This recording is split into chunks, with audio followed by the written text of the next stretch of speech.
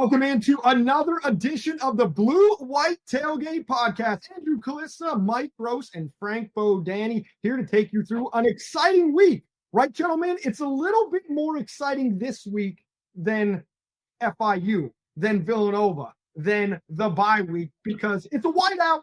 It's a whiteout, but it's no bigger difference than any other game, according to head coach James Franklin. I'm not buying it. I've never bought it. I don't think you guys have bought it either. Well, I don't think James was trying to sell it very hard this week. I mean, he knows the reality of this. And I think one of the big dynamics of this game is, seriously, I think maybe the main thing is Penn State tested enough for this, for what's coming now? Have they been tested enough to be ready for this? I think that's the overwhelming issue here. How about the main thing being they got to win the damn game because they haven't beaten a top 10 team at home in 9 years? Okay, so that's the national narrative. Can Penn State win a game that really matters? And it's like if they don't get it done Saturday, the backlash is going to be huge. And I think it doesn't get in the way of necessarily where they're going, but psychologically, I mean, I don't know what happens in a way if they do not perform well. Frank, I don't know if we run in the same circles Monday through, Friday, because you literally just took the thought right out of my head. Is this a must-win game was going to be my question. And for me, it is a must-win game. If you don't win this game on Saturday, you are not winning the national championship, because at some point when Penn State is playing a top opponent, whether it's a James Franklin issue, whether it's a Drew Allar issue, or whether it's a program-wide issue, there will be a mental block that signals to me and every single person across this country, more importantly, that Penn State cannot win the big game. And we know that the big game label is unfair because it happened with going out to USC. Preseason, that was a big game. It had all the makings of Penn State being a loss. They won the game, all of a sudden it's not a big game. But this game on Saturday is different. If they lose, they're still most likely going to the college football playoff. But if they don't win, I think psychologically there is something that will just hold them back the rest of the year. And they would have, and let me tell, and the part that goes with that real quickly is that they have more advantages in this big game than ever before against the top 5 team, for sure. So it's like, you can't have anything line up more in your favor. So eventually you gotta get it done however it happens. You there's no more excuses. This is arguably, you can make a case this is the biggest regular season game under James Franklin. And Mike, before you go, I just want to clarify this. This is to rebut against anybody that says, well, Ohio State lost to Oregon last year. That game was on the road. And Ohio State has a track record of winning big games. It's a much different argument for Ohio State last year than Penn State. Go ahead, Mike. I'm sorry to hop in. Well, I still think I'm going to disagree with you guys a little bit. I understand that it's a psychological hit if they don't win on Saturday, but I think it's a psychological hit that you can overcome over the course of the rest of the way. I think in December, Penn State's going to be one of the best teams in the country. I'm highly dubious that they're one of the best teams in the country right now.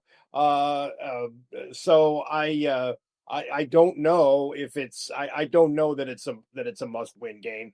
I mean, it's obviously a huge game. It's one of the biggest ones that we've seen. Might be the biggest regular season game under Franklin. I never thought about that, but that's plausible. But yeah, I mean, it's a big one, no doubt. It's a big one. It's huge if they win. I don't think it's disaster if they lose. I'll buy that argument. I'll buy that argument about Penn State getting better, especially on the defensive side of the ball later on in the season, and offensively with the wide receivers getting more game reps with Drew Allar. Just teasing a little bit ahead in the show, I jumped right into the whiteout. Everybody's coming back for this game. All your big-time alma mater are going to be on the sidelines. There's going to be a lot of legends.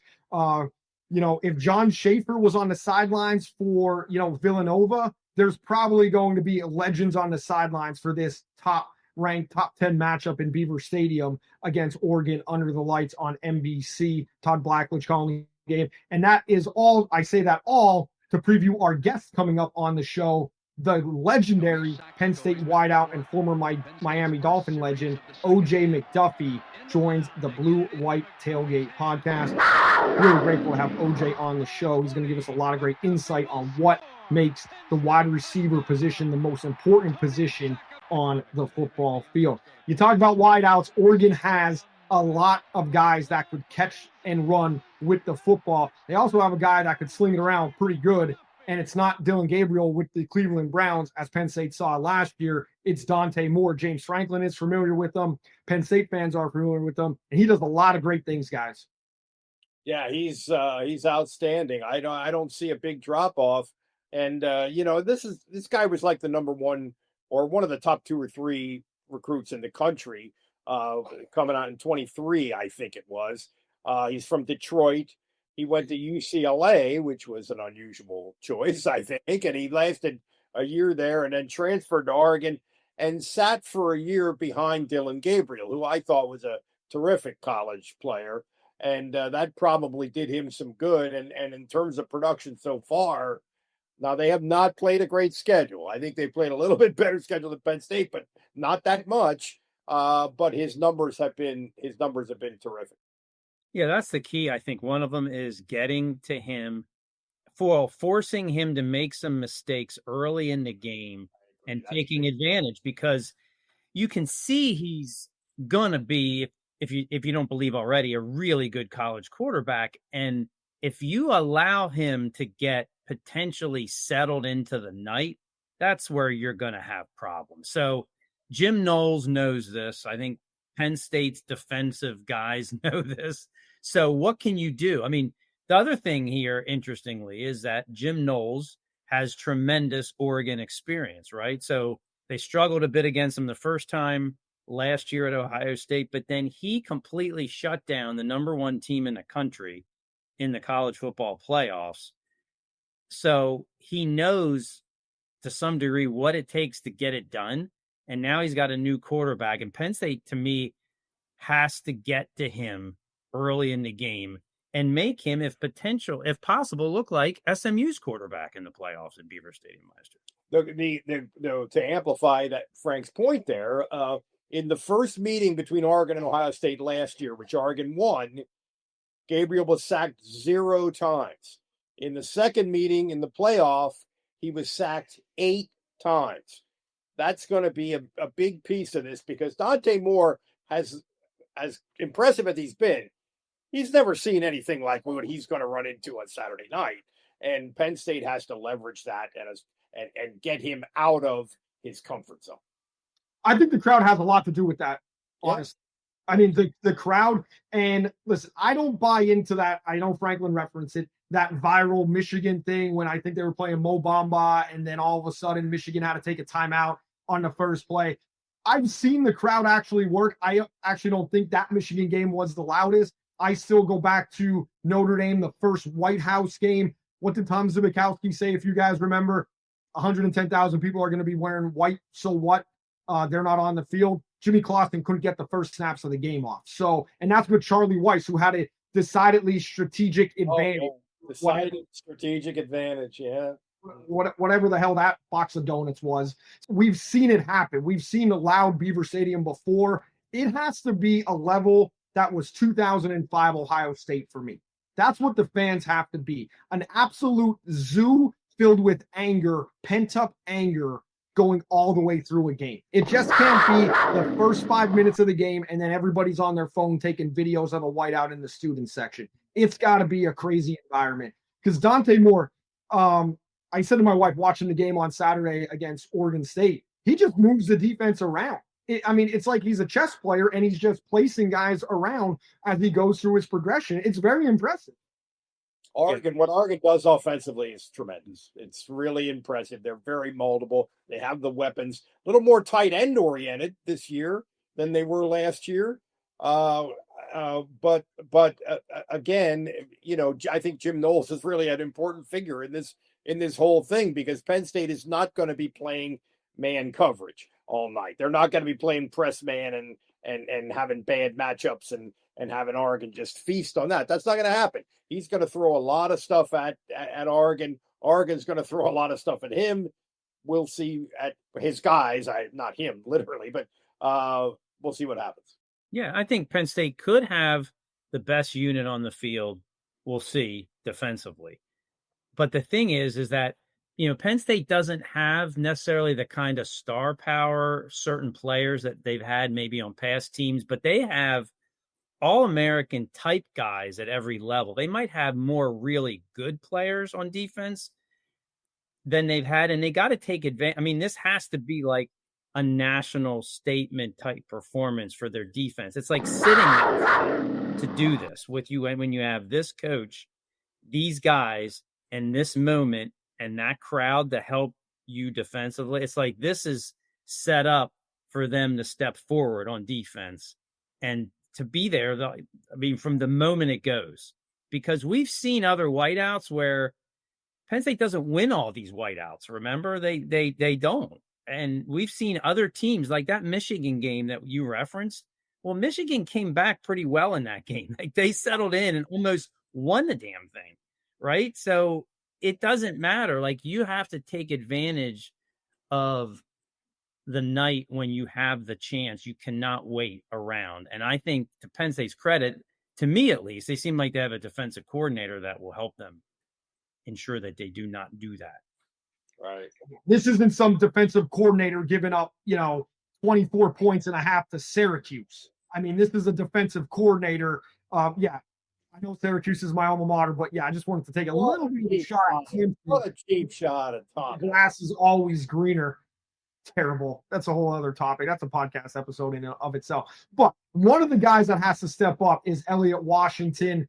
Talking to him after the Villanova game, I posed a question. I said, man, you guys haven't been tested. Like, you guys aren't really being thrown at through these first 3 games. Are you going to be ready for Oregon? And what are you doing to make sure you are ready for Oregon?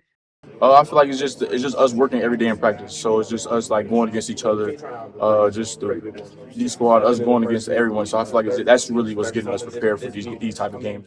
Elliot has a point. Penn State has 3 quality wide receivers. One of them, Trevor Pena, who played for Syracuse, just lit up Clemson. Just saying. So they do get reps against quality guys, and when they're going one-on-ones, like you and I saw it up at practice on that Wednesday during the bye week, there was more football-orientated drills. I was surprised. Is this coach talk that Elliott's given us, or is there anything Penn State could have done to prepare this secondary for what Dante Moore and Will Stein are going to be throwing at them with DeCorian Moore, Malik Benson, and Gary Bryant Jr.? It wasn't just in these first 3 games. It wasn't just that the level of competition was substandard for Penn State. It was also the way those teams approached the game. They didn't think that they could win on the line of scrimmage enough to play action and have their quarterback stand back there and wait for a guy to get open down the field. They didn't think they could do that. They felt they had no shot at that, so they didn't try to do it. That was part of it, and it felt like all 3 of the games, especially the first 2, like the defensive line for Penn State was almost the only thing you noticed. They were such a dominant force in the game, but I do think the back 7 got better overall with each game, and like Frank suggested, I mean, these corners they should be elite, and they're going to have to be elite on Saturday night. Yeah, I mean, to me, the thing I'm almost more interested to see is Penn State's offense. And when I mean that, I mean the running game and, of course, Drew Allar's decision-making. Like, the running game got so good by the time they played Oregon last year in the Big Ten championship game that it was like, okay, here's what you expected the best of these running backs and blocking, right? Well, we haven't seen it yet, but there's no reason to think it's not there. But yet, I got to see it again. And I expect Nick Singleton and Katron to be running really hard from the get-go. But yet, I think that's how they can control the game. But yet we gotta see it yet. So it's kind of a weird. I mean, there's almost more expectations of what I haven't seen yet offense that suddenly has to be proven in the biggest game of the season in a way. Against Oregon last year, Penn State was down 28-10 and came back mostly by running the ball, which you're not supposed to be able to do. Just run it and it almost slow the game down a little bit. And they should have kept running it at the end. Yeah, maybe that's they end up losing by one score with an interception, kind of ending the suspense. But also, Northwestern ran the ball fairly effectively against Oregon a couple weeks ago. Early in the game last week against Oregon State, which does not have a win yet, Oregon State ran the ball pretty effectively, and that game was deep into the second quarter was 7-0, if I remember correctly.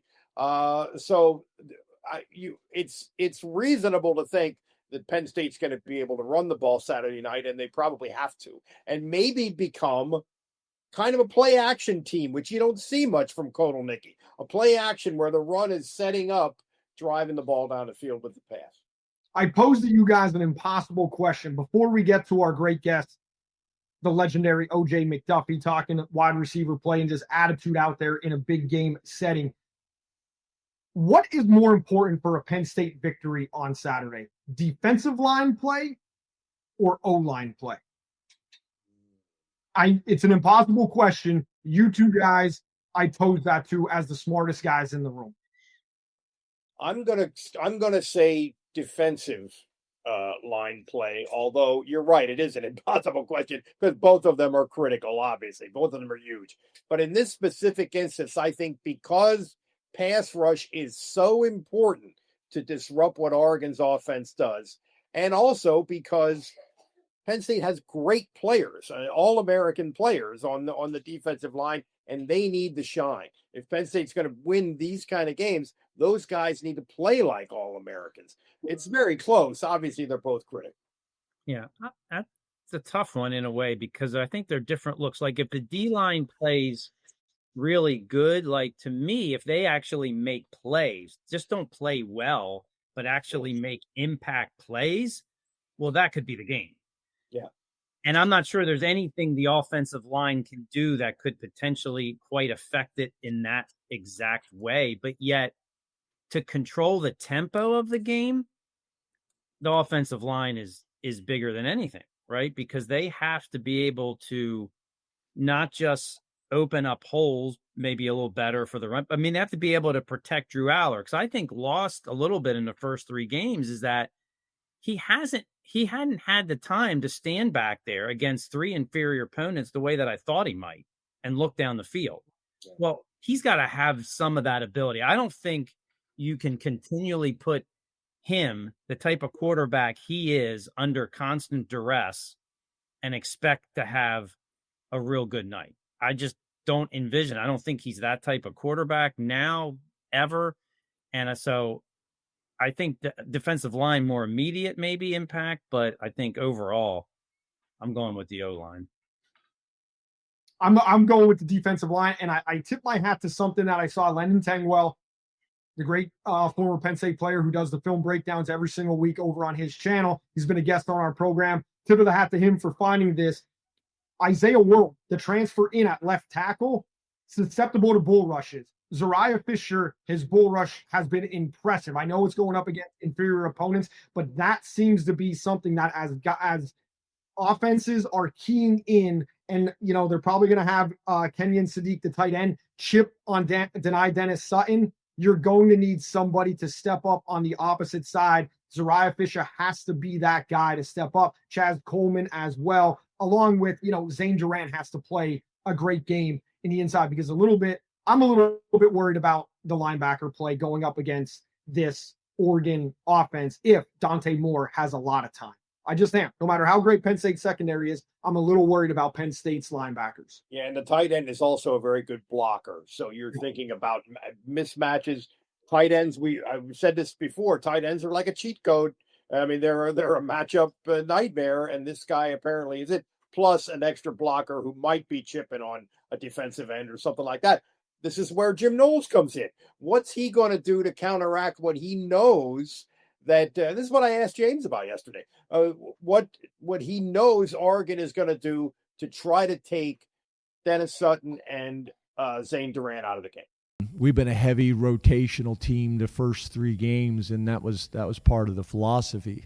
But you'll see a change this week in our ones will play more reps. I'm not saying they're going to play every rep in the game, but they're going to play more reps. So, making sure that we have Zane and Dani on the field as much as possible. But I also think part of it is we want those 2 guys to obviously overlap, but then you also would love to have a situation where they're not both off of the field at the same time as well. It's not a loss part of this, but when you're talking about tight ends, they're so important. And of course, last year we saw that every single week. But this tight end group for Penn State, I think, has really kind of a little bit under the radar, performed really well. And I think there's more to get from those guys in this game. And I think we're not really focusing on them. I don't think people will focus on them at all. But Luke Reynolds, and not just him, I think they're really important.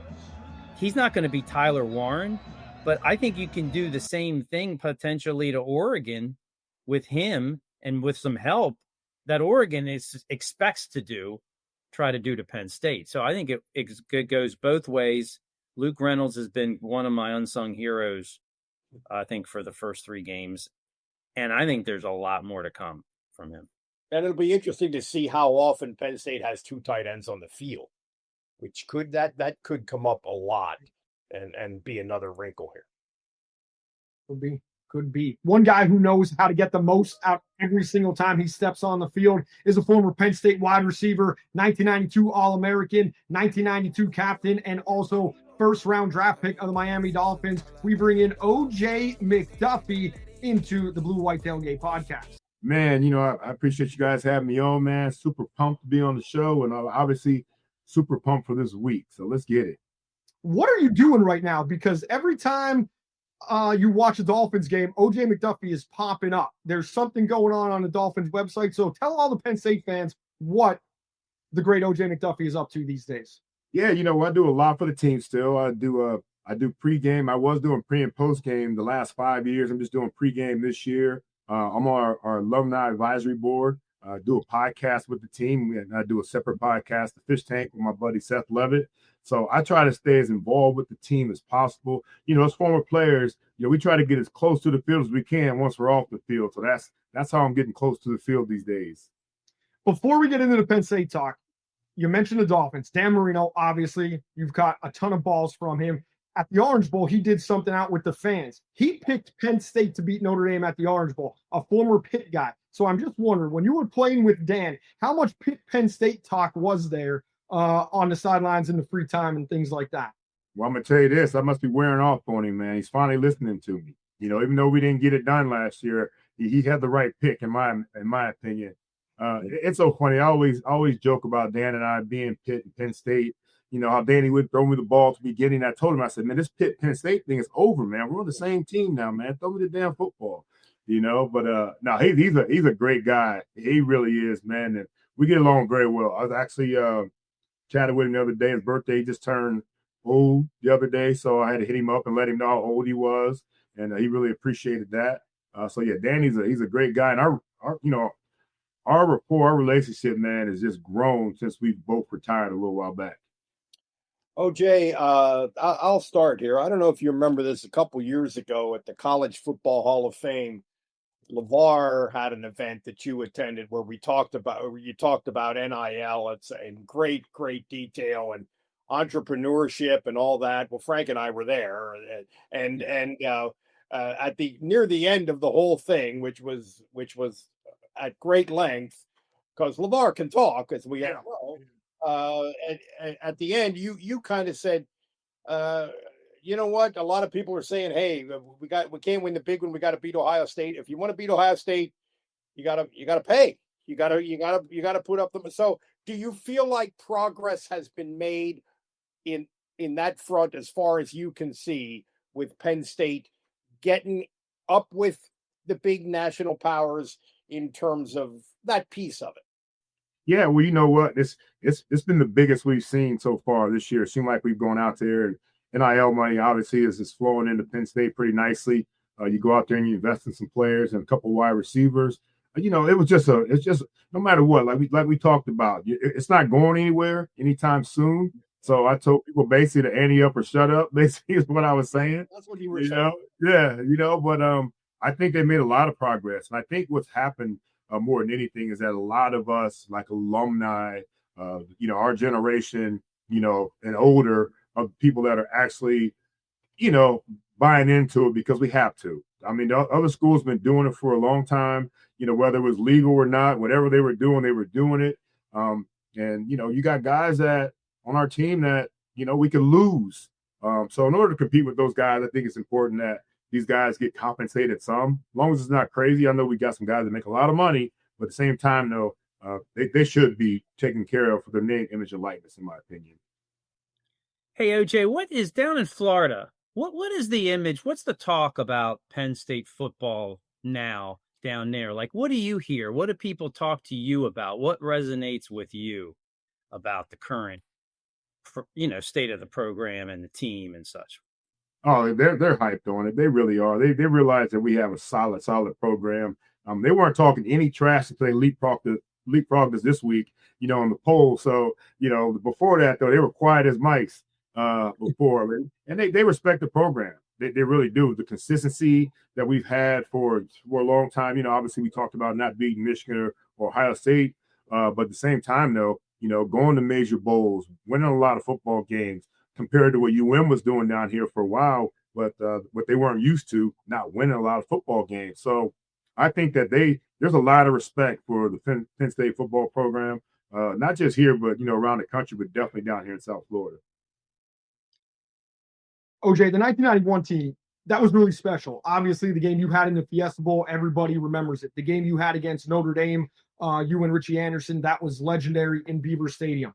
If there was one thing that you could take from that 1991 team and put it on any other Penn State team, this Penn State team included, what would be the one characteristic that you guys had that you would want all the Nittany Lion teams to have? Well, you know what? We had such a great togetherness as a team. I mean, we really did. And, a lot of that obviously was, what Joe had in terms of all of us pretty much hanging out with people that you didn't really know, that didn't grow up the same way you did. So we kind of knew everybody on our football team just from going and rolling the same circles and rolling in different circles. And I know Coach Franklin does a good job of having those guys all on the same page. I think they feel close as brothers and family, and I think that's always important. And I think they got some dogs on their team, man. Like, we have some dogs. You got to have some dogs in football. You got to have some people that really go out there and bite somebody as well as fight somebody, figuratively.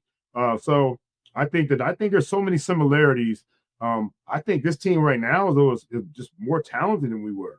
They're deep in a lot of positions. I think that, we had a young group. Remember back in 91, we had a young group, though, that were a couple years behind us, though, the Gidana Carters, the Kerry Collins, the Bobby Ingrams, the Kyle Brady's that were also pretty talented, too. But this team is so talented, man. It reminds me a lot of some of the guys we had on our football team back then. You mentioned the dogs, and I just wanted to follow up with that. One thing I remember from when I was younger, you came back to Penn State to kind of talk to the wide receivers, and it was on one of the Penn State programs, and you talked about attitudes and DB set the tone for the game.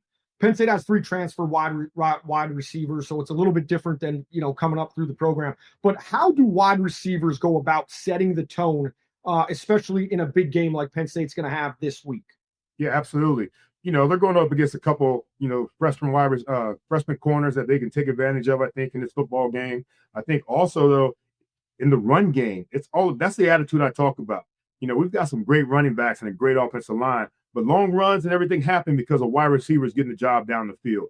So from the first snap to the last snap, we have to go out there and we have to run all day. We have to make sure the DBs know we're going to be there all day, and we've got to block them all day long. I think that's always critical. And I think that's one thing that we had at Penn State that Joe always preached to us about was being a well-rounded receiver. Being a well-rounded receiver gives you an opportunity at the next level for all those guys. You can go out there and you can block and catch and run routes and all that other stuff. You can play anywhere in the NFL as well. But just being able to go out there and set the tempo right away, we run the ball right away, come down and get that strong safety. If we run the ball away, go back and get that backside corner. things like that are tone setters for football teams. And when you get wide receivers out there doing the job for everybody else as well, being able to run all day, it really does set the tone because we are the best players on the football field. Hey, OJ, when give us some insight into Terry Smith. Penn State fans know him now as a premier defensive backs coach. You knew him quite differently back in your time to some degree, right? So give us some insight into him and what kind of receiver was he compared to you, if I may? Hell, Terry's one of the best receivers that ever go through Penn State. I mean, he was that talented as a route runner. His toughness is what, honestly, him and Dave Daniels, their toughness is what led to my toughness. Watching those guys block and run routes and catch the football and do the little things, I mean, it was incredible. T. Smalls was underrated, honestly. If he didn't get hurt his last year, who knows where he would go in the draft? And he went to Washington the same year Desmond Howard went there, and he outshined Desmond in training camp. But because Desmond was the 5th overall pick, obviously they had to make a business decision on that. But Terry Smith that's my dude right there, man. He's so good, so talented, super smart. You know what I mean? And for his size and stature, tough as hell. I love that dude. That's my man. Why is he a good D-backs coach at Penn State? Can you talk about that at all? Because I saw him beat up on so many DBs. He knows how to beat DBs. You know, he beat up on some first-round picks. Todd Light from Notre Dame. I mean, he chewed him up when we played against those guys a couple of times, man. So the fact that he knows how receivers run routes, how receivers want to go out there and block, the tails from receivers when they're breaking their routes off or when they're going deep or where their eyes are, their alignments and things like that. He knows all that stuff, so he can convey that message to his secondary. And man, look how successful they've been because of that, man. What a great, it's kind of like the guy you're going against. Because as a wide receiver, you want to talk to the DBs about, what did I do that told you I was running this out route?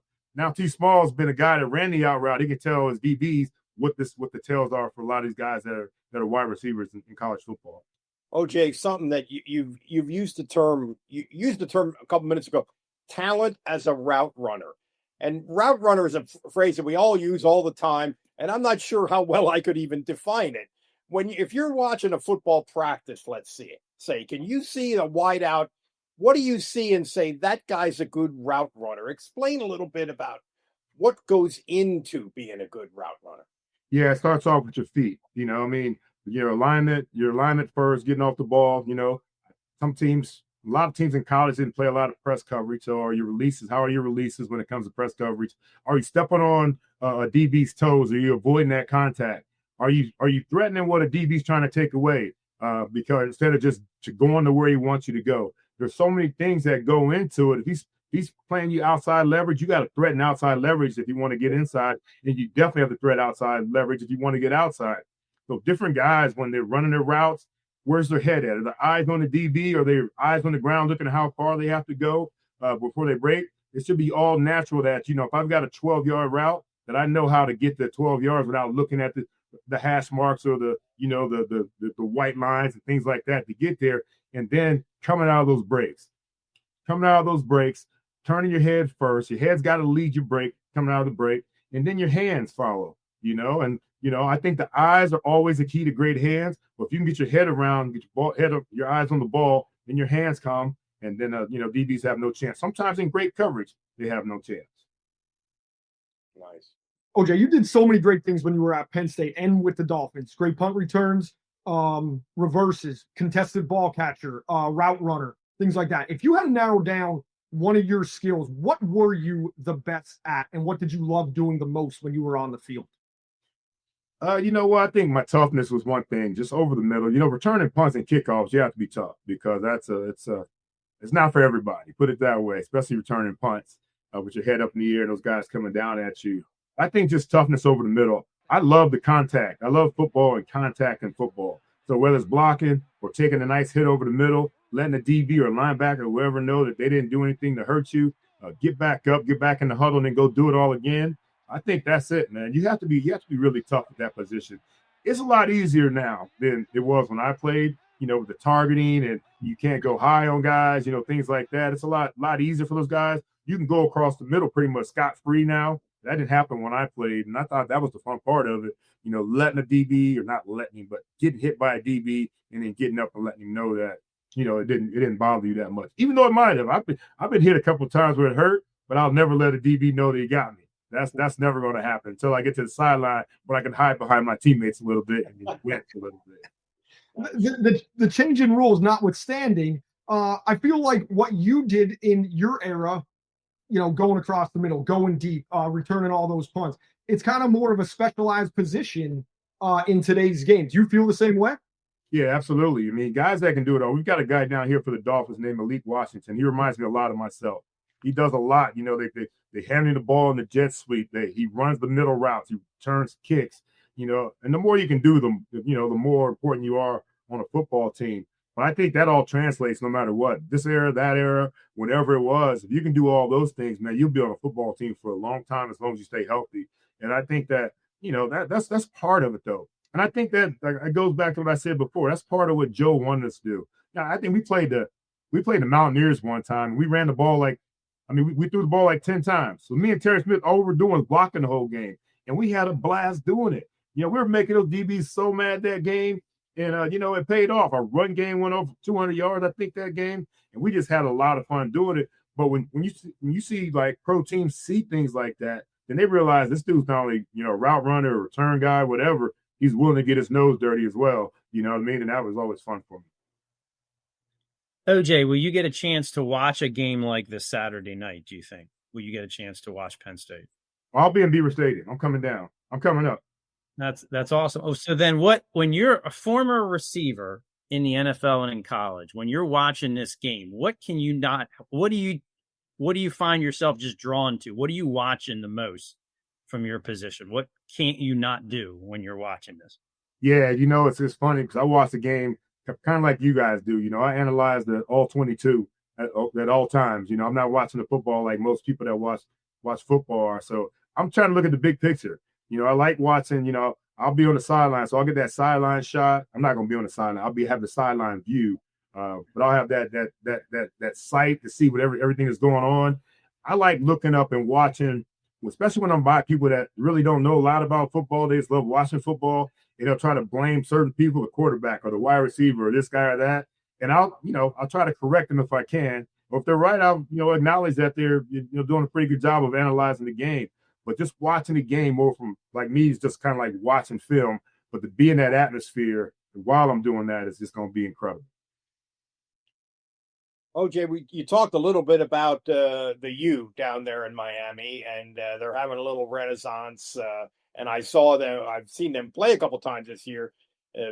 Big crowd reaction, all in. Has there been a little bit of a change in a resurgence, let's say, in interest in the U now? Well, they're just like, they're all the same. The games you saw were versus Notre Dame, of course, there's going to be a big crowd for that one. Yeah. Versus Florida, there's going to be a big crowd for that one. But when Bethune-Cookman was here, it's half-empty stadium again. You know what I mean? So they're not like us. We're always going to go over 100,000 plus in Beaver Stadium. But the enthusiasm's back. You see all their former guys there. I mean, that Notre Dame game, they had 6 Hall of Famers at the game that were, on the sidelines and being a part of it all. Michael Irvin's at every single game, showing that type of love. But they love the program. They've gotten a lot better. They have. Their offense was great the last couple of years. Their defense was terrible. They fired everybody on defense except for Jason Taylor, my former teammate, and they revamped that whole team on the defensive side and the coaching staff, and they're special. So the fans are pumped. They're pumped. They go to Florida State in a couple of weeks. I know they're excited about that. So, yeah, man, the excitement's here. We'll see if it's here to stay. You mentioned Michael Irvin. I watching the game the other night. It seems just like he's having a blast with the Renaissance. For a player like yourself to see a guy like Michael Irvin just living up in the moment for his college alma mater, like how cool is that for you just to see that take place? And you're going to kind of be in that same exact spot Saturday night. Yeah, Mike's always been a huge fan of the team. He's always coming back. He's always talking to the players. He's always been welcome on the sideline by Mario Cristobal and the staff. So, yeah, it's always fun to see guys get excited about it. I'm going to tell you, when I played for the Dolphins, it was imperative for me, no matter where we were, on the road or at home, to get home and watch Penn State play. There were a lot of players in my locker room didn't care what their alma mater was doing. you know. So I know a lot of guys that went to Penn State that felt like we can't wait to find a place to watch the game. And Mike feels that way about UM. My boy Lamar Thomas feels that way about UM. They're all pumped up about what goes on with UM, but they're week in, week out. They're not just when the big game rolls around. And so that's always fun. We've got a great group of guys down here, from like Reggie Givens to Rich McKenzie to Troy Drayton to Shelly Hammonds to Brian O'Neill to John Carter, Eric Gudger.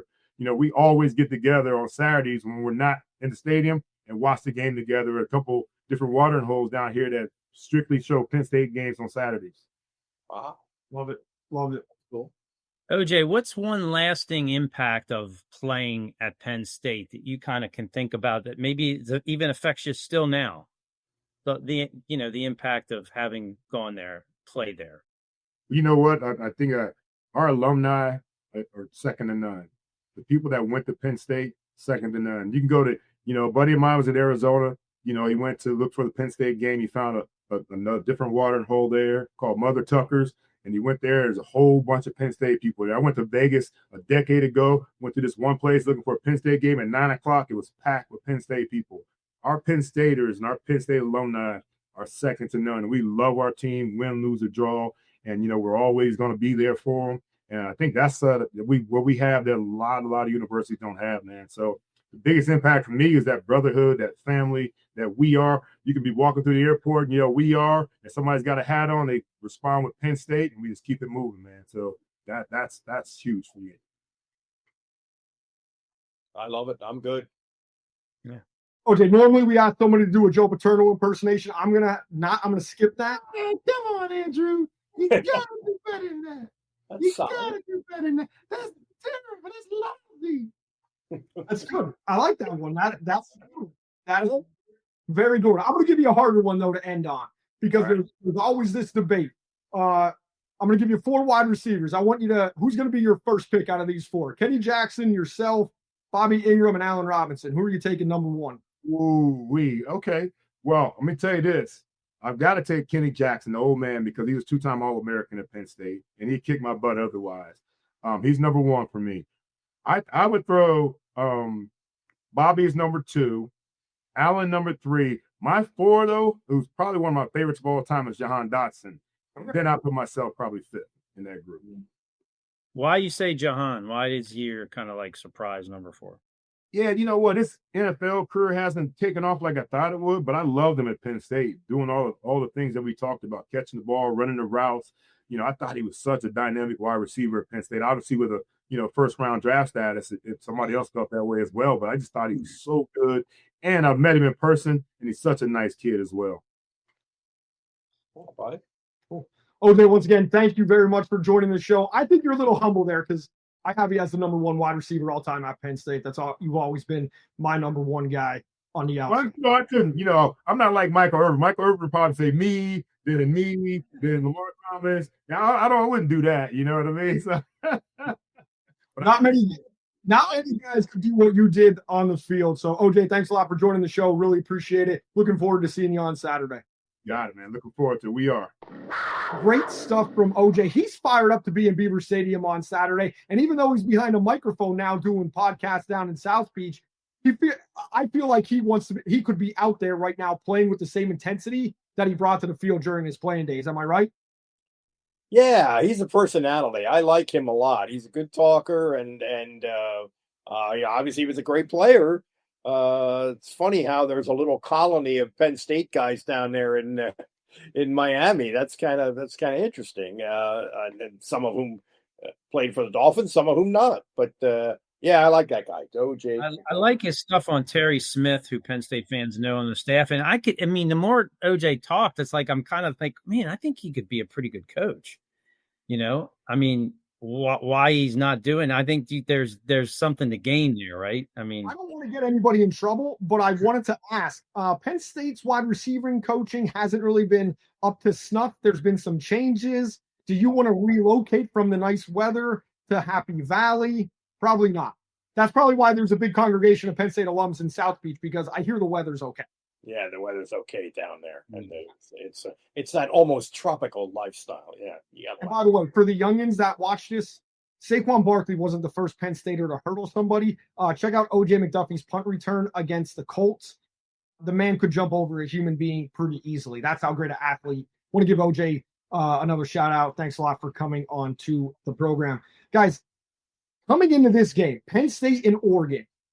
Penn State was one of the favorites to be a national championship contender. The prediction polls, AI, however they do it, I don't really buy into them because I don't think it takes all the factors into realistic life. The largest increase in national championship probability since preseason is Oregon at 8.4%. They now have a 12.3% chance of winning the title. Indiana is second at plus 7.3%. The second largest decrease in teams' national championship probability from the preseason, Penn State is second at 5.7%. They're down to 3.1%. Okay, well, let me go there first. Okay, it's such a week to week.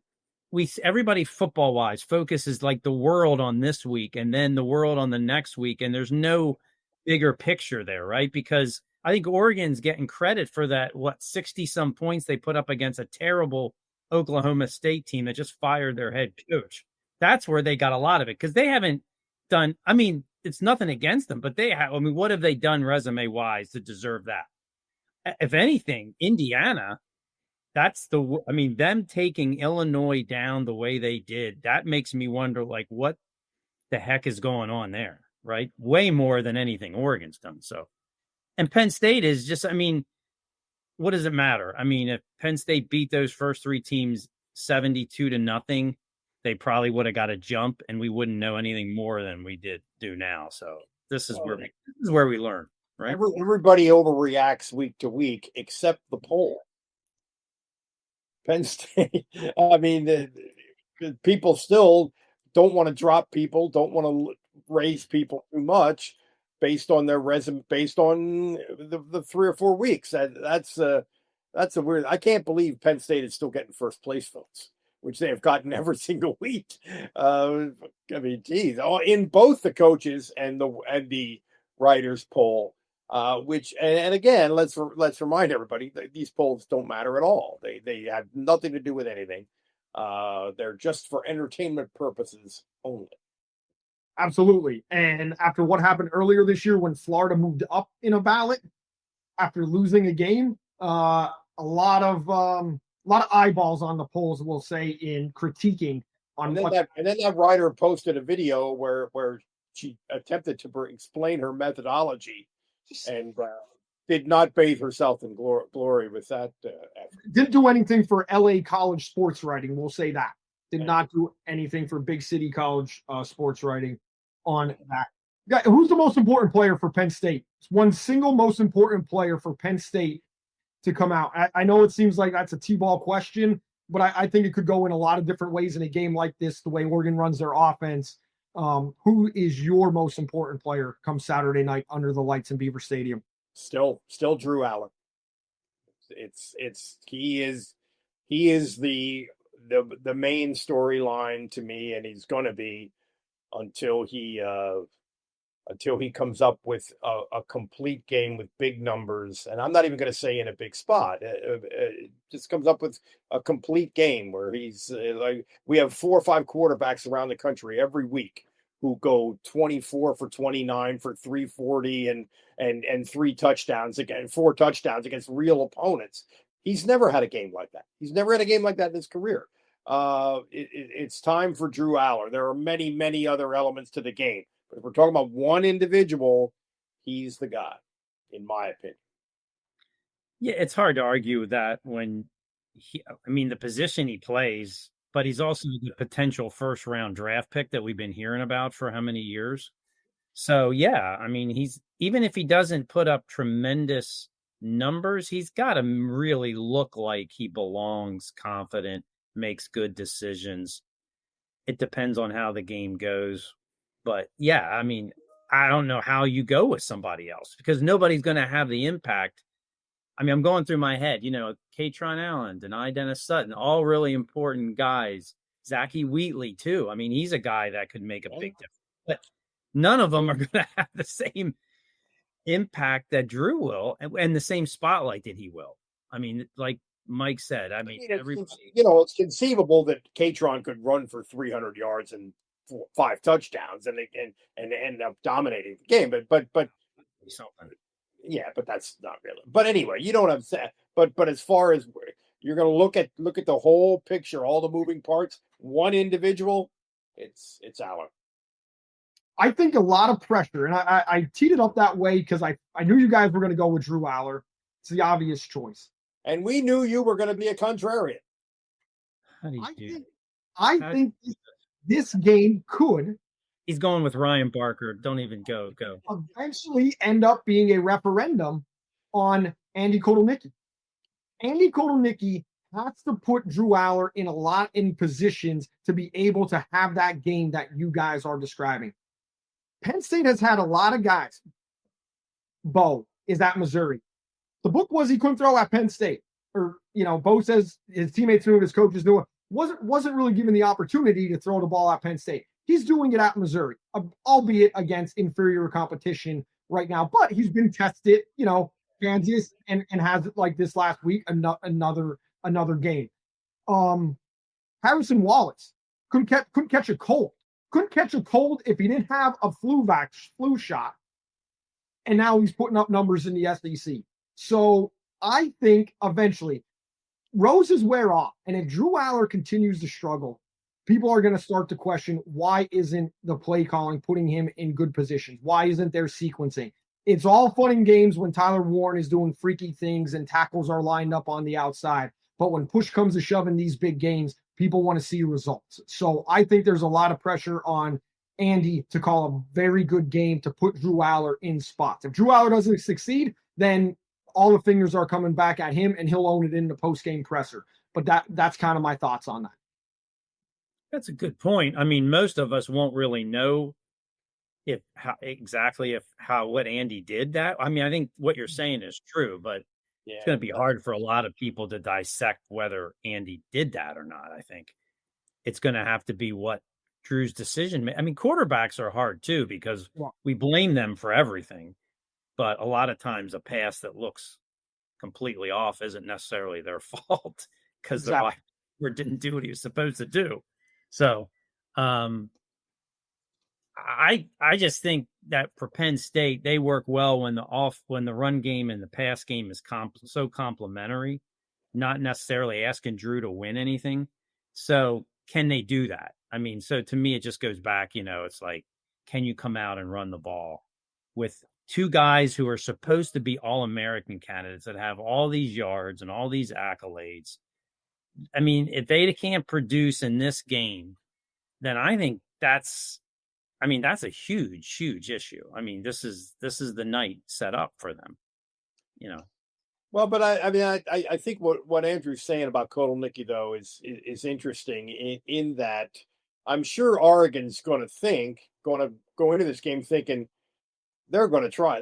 We know they're going to try to run it. So what are they going to do about that? Are they going to load up the box? And if that's the case, is Penn State going to throw a lot on first down, or are they going to execute that? And then what happens as you play off of that? There is a lot on Kotelnicki in this game. I think that's fair to say, even if we can't really say for sure, if he pulled it off or not, because obviously the players have to make the plays.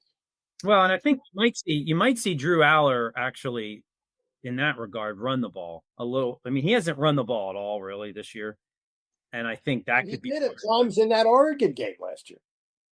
Yeah. Oh yeah, yeah. So I think that.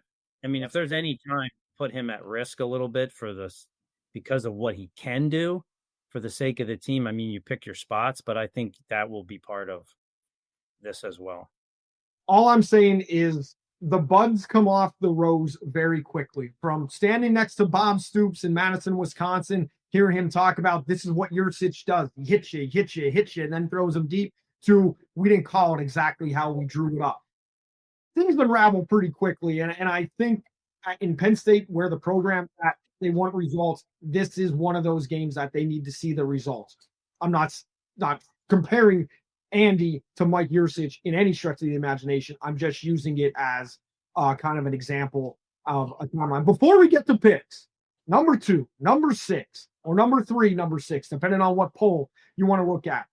Penn State getting a little bit of an assist from Ohio State, and it comes via Mr. Pena and his former quarterback at Syracuse University on what to expect in Big Ten football. Kyle's my guy. Yeah, no, I haven't talked to him in like a few weeks or months, but you know, he told me about his experience playing in the Big Ten and like differences between what he saw in the ACC. So yeah, we had a good conversation. And Trevor Pena talking about playing in the Big Ten, getting a little bit of an assist from Kyle McCord on that, you know, the former Buckeyes quarterback, helping Penn State out a little bit in the transfer portal with that. So guys, number 3 versus number 6, Penn State at home against Oregon, or we take the coaches poll ranking, number 2 versus number 6. I know a big difference.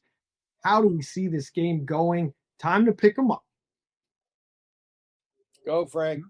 Okay, I think Penn State's defense is, could be the best unit in the field. That's where they can win the game. I think Penn State have all the advantages. We started off the podcast like that. I think they can win in more ways. They can win this night in more ways than Oregon. So, I'm going with Penn State just keeping Oregon at an arm's length, 24-17 Penn State. Well, that will be a good performance by the defense if that yeah. Very good. I just can't get past how ill prepared the first 3 games have been, how ill preparing they've been. I'm butchering the English language now, but I think that's an issue. I think Penn State is going to be a better team in December than they are now.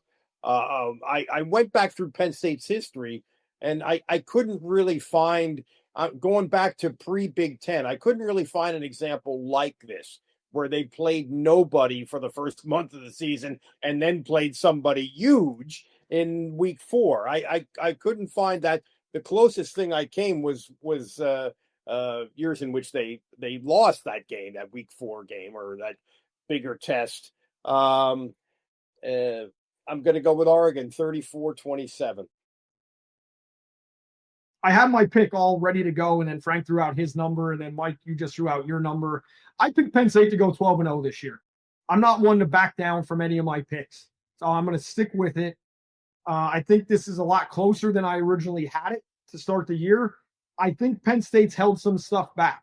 I don't know if that's just fans buying into it.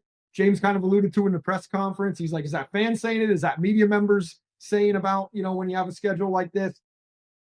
Penn State 34, Oregon 31. Under the lights. Well, we got a good game. All 3 of us are predicting a good game. It should be. And the defense hangs on for Penn State. Oregon has the ball last. Defense hangs on for Penn State. So wow, very specific. So 2-1 picking Penn State. Maybe mine's a homer pick. I don't know. No. It's not a homer pick. It's not a homer pick in this instance because I think of all the advantages that Penn State has from talent. I mean, when have you ever had a game where you could say when they played a really highly ranked opponent that they could have the advantage combination in talent, experience, and depth?